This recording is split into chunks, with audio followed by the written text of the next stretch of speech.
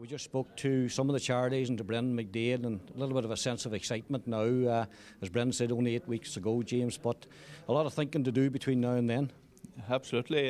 It's the show's on the road at this stage, and as Brendan says, when you're aiming for 2,500 to 3,000 people and putting them out on the road, you just can't land there, as you said yourself, on the day.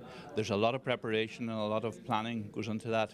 Over the last few years, 2 to 3 years, we have concentrated very much on the safety issue, and we have a full safety plan now in place in relation to the 10K and training for the stewards and whatnot go out on the road. So that has been a big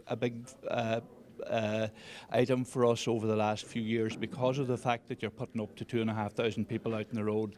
You have to have it safe.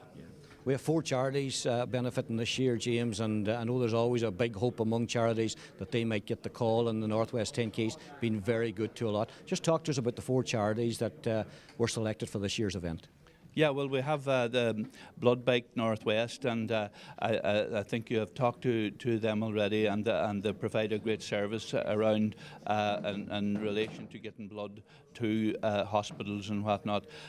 Donegal Down Sydenham, the Donegal MS and the Youth Service, all very active charities, and that's what came through to us and the interviews that we had with those charities, that they're all very active on the ground. Makes a huge difference to us when you have those active charities, and it helps us in the organising of the event. Yeah, and I suppose it's no coincidence, James, that 3 out of the 4 charities are health-related things in one way or another, and given the pressure that the HSE is under and the health service is under, no surprise that you guys perhaps feel that these charities need the type of support the Northwest 10K can give them.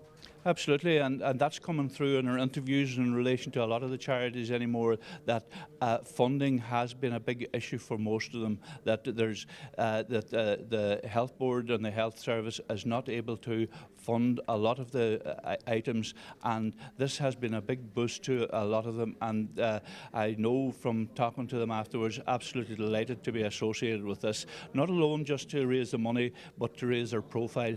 And that, so no, we're delighted to be associated with those 4 charities this year. I'm confident we're going to have another big success here in May.